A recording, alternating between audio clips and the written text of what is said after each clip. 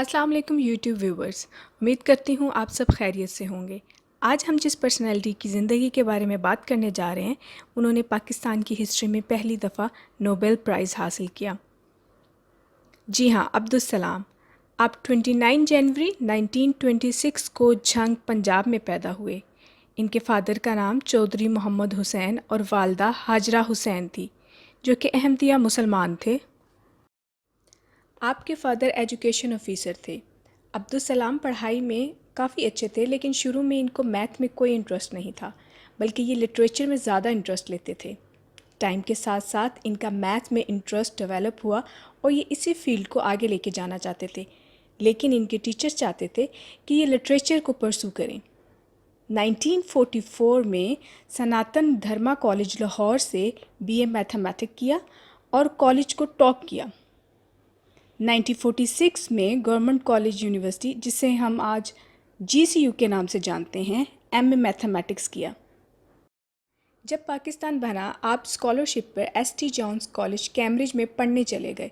1949 میں double first class owner in mathematics and physics کیا۔ 1950 میں ان کو کوینڈس لیبارٹری کیمبرج یونیورسٹی سے اسمتھ پرائز ملا، اور کیمبرج سے ہی تھیوریٹیکل فزکس میں آپ نے PhD کی ڈگری حاصل کی۔ ان کا PhD thesis developments in quantum theory of field تھا، جس سے انہوں نے کوانٹم الیکٹرو ڈائنامک کو سمجھایا، جو کہ 1951 میں پبلش ہوا، جس سے آپ کو انٹرنیشنل شہرت ملی اور آپ کو ایڈم پرائز بھی ملا۔ 1951 میں آپ پاکستان واپس آئے اور گورنمنٹ کالج یونیورسٹی یعنی کہ GCU میں as a professor of mathematics پڑھانا سٹارٹ کیا۔ 1952 میں آپ کو پنجاب یونیورسٹی سے میتھمیٹک ڈپارٹمنٹ کے چیئرمین بننے کی آفر آئی، جو کہ آپ نے ایکسیپٹ کر لی۔ کہا جاتا ہے ریاض الدین وہ واحد اسٹوڈنٹ ہیں جنہیں انڈر گریجویٹ اور پوسٹ گریجویٹ میں عبدالسلام سے پڑھنے کا اعزاز حاصل ہوا۔ 1953 میں عبدالسلام لاہور میں ریسرچ انسٹیٹیوٹ اسٹیبلش کرنا چاہتے تھے، پر آپ کو شدید اپوزیشن کا سامنا کرنا پڑا، جس کے نتیجے میں عبدالسلام واپس کیمبرج چلے گئے اور ST جونز کالج میں پڑھانا شروع کر دیا۔ 1957 میں امپیریل کالج لندن نے آپ کو خود بلایا اور آپ نے امپیریل کالج لندن میں تھیوریٹیکل فزکس ڈپارٹمنٹ کا سنگ بنیاد رکھا۔ 1957 میں ہی پنجاب یونیورسٹی نے پارٹیکل فزکس میں آپ کے کام کی وجہ سے آپ کو ڈاکٹریٹ کی ڈگری دی۔ ایک بار پھر آپ پاکستان واپس آئے۔ 1959 میں جب آپ کی ایج 33 ایئرس تھی، آپ کو رائل سوسائٹی کا ممبر سلیکٹ کیا گیا اور آپ اس سوسائٹی کے ینگسٹ فیلو تھے۔ پرنسٹن یونیورسٹی سے آپ کو فیلوشپ آفر ہوئی، جو کہ آپ نے ایکسیپٹ کی اور آپ پرنسٹن یونیورسٹی چلے گئے۔ وہاں آپ کی ملاقات رابرٹ اوپن ہائمر سے ہوئی اور ان کے ساتھ مل کے آپ نے نیوٹرینوز پر اور foundation of electro dynamics problems اور ان کے سلوشن پر کام کیا۔ کہا جاتا ہے کہ پارٹیکل فزکس کی فیلڈ میں ایک بار ایک پرابلم آیا جن کو بڑے بڑے سائنٹسٹ نے سالو کرنے کی کوشش کی، لیکن سب ناکام ہو گئے، اور عبدالسلام کو یہ پرابلم ایز اے چیلنج دیا گیا۔ عبدالسلام نے کچھ دن اس پرابلم پر کام کیا اور اس کو سالو کر دیا، جس کے بعد آپ کو اور زیادہ شہرت اور عزت ملی۔ ایک بار پھر آپ پاکستان واپس آئے اور اٹامک ریسرچ سینٹر بنایا اور اپنا سارا کام ریاض الدین کے ہینڈ اوور کر دیا، جنہوں نے فردر ڈیولپمنٹ سنبھالی۔ ریاض الدین نے ہگس بوزون، نیوکلیئر تھیوری اور پارٹیکل تھیوری پر کام کیا۔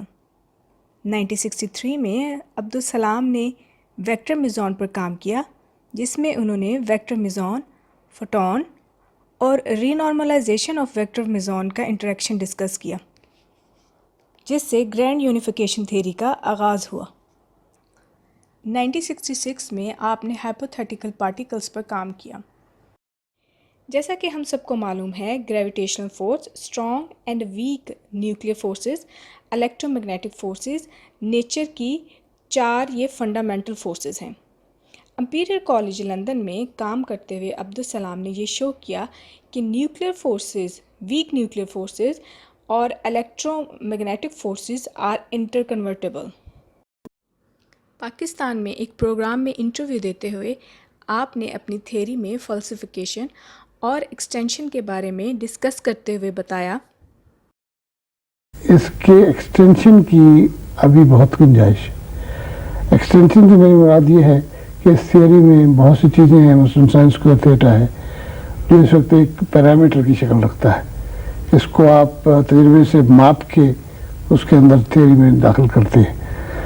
اب اس کی اصلی وجہ کیا ہے اس سائن اسکوائر تھیٹا کی؟ اس کی وہ شکل جو ہے 0.230 جتنی اس کی قیمت ہے وہ کیسے بنی، کیسے ہوا، یہ چیزیں ایسی ہیں جن کے متعلق آپ کہہ نہیں سکتے اس وقت. 1960 ایوب خان کے دور حکومت میں آپ نے فزکس ریسرچ ڈیولپمنٹ ایکسپینڈ کی اور 500 سائنٹسٹ کو ابراڈ بھجوایا. اکتوبر 1961 میں عبدالسلام یو ایس گئے اور پاکستان اور یو ایس کے درمیان اسپیس کوپریشن سائن کیا. ایز اے سائنٹیفک ایڈوائزر آپ ہر ڈیلیگیشن کو جو بھی باہر سے آتا تھا اس کو ہیڈ کرتے تھے. 16 سپٹمبر 1961 میں space and upper atmosphere research commission establish کیا اور اس کو ایز اے ڈائریکٹر سرو بھی کیا. آپ کی کاوشوں کی وجہ سے پاکستان اٹامک انرجی کمیشن کو لاہور سینٹر 6 میں اسٹیبلش کیا گیا اور اشفاق احمد کو اس کا فرسٹ ڈائریکٹر بنایا گیا. 1967 میں عبدالسلام سینٹرل اور ایڈمنسٹریٹو فگر بن چکے تھے. انہوں نے تھیوریٹیکل اور پارٹیکل فزکس میں ریسرچ کی اور قائد اعظم یونیورسٹی میں انسٹیٹیوٹ آف فزکس اسٹیبلش کیا. 1973 میں عبدالسلام نے international Nathia Gali summer college on physics and contemporary needs کا آئیڈیا پیش کیا جس کے مطابق ہر سال باہر سے سائنٹسٹ آتے اور پاکستانی سائنٹسٹ سے انٹریکٹ کرتے. 1979 میں آپ کو گرینڈ یونیفیکیشن تھیوری کی بیس پر، جس میں آپ نے یہ پروف کیا تھا کہ ویک نیوکلیر فورسز اور الیکٹرو میگنیٹک فورسز کو ہم انٹر کنورٹ کر سکتے ہیں، نوبل پرائز ملا. Abdus Salam and Steven Weinberg were the toasts of the scientific community, receiving Nobel Prize after Nobel Prize. Nobel price حاصل کرنے کے بعد آپ انڈیا گئے اور اپنے پروفیسر انیلیندرا سے ملے اور آپ نے اپنے پروفیسر سے کہا کہ سر دس پرائز بلانگس ٹو یو، کیونکہ انہی پروفیسر کی وجہ سے آپ کا میتھ میں انٹرسٹ ڈیولپ ہوا تھا. ذوالفقار علی بھٹو کے دور حکومت میں بھارت نے اپنا نیوکلیر پروگرام کمپلیٹ کر لیا تھا اور اب پاکستان پہ پریشر اور بھی بڑھ گیا تھا کہ یہ اپنا نیوکلیر پروگرام کمپلیٹ کرے. 1972 میں بھٹو نے ایک کمیشن بلایا اور عبدالسلام نے اس کمیشن کو ہیڈ کیا. انہی کاوشوں کی وجہ سے پاکستان نے نیوکلیر پروگرام سٹارٹ کیا اور دنیا بھر کے نقشے پہ اٹامک پاور بن کے ابھرا.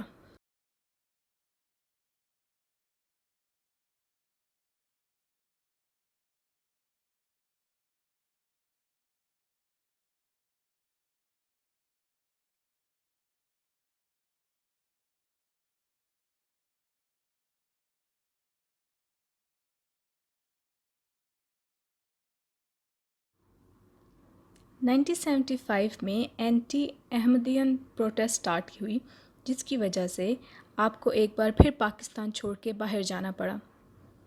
21 نومبر 1996 کو 70 سال کی عمر میں آکسفورڈ انگلینڈ میں ان کی وفات ہو گئی. ان کی خواہش تھی کہ ان کو پاکستان میں ہی دفنایا جائے، جس پر عمل کیا گیا اور آپ کی ڈیڈ باڈی کو پاکستان لایا گیا جہاں 30,000 سے زائد لوگوں نے ان کے جنازے میں شرکت کی.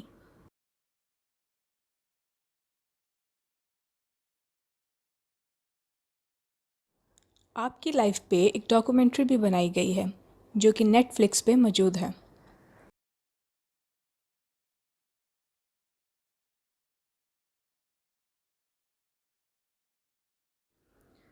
احمدی ہونے کی وجہ سے آپ پر بہت سی ایلیگیشن لگائی گئی کہ آپ نے پاکستان کے نیوکلیر پروگرام کے سیکرٹس آؤٹ کیے، لیکن ان سب الزامات کے بعد بھی پاکستان کو جب بھی آپ کی ضرورت پڑی آپ نے ہمیشہ اپنی خدمات پیش کی. ناظرین، یہ تھی آج کی ویڈیو. امید کرتی ہوں آپ کو پسند آئی ہوگی. اپنی قیمتی رائے سے آگاہ کرنے کے لیے کمنٹ باکس میں کمنٹ ضرور کیجیے گا. ویڈیو دیکھنے کا شکریہ.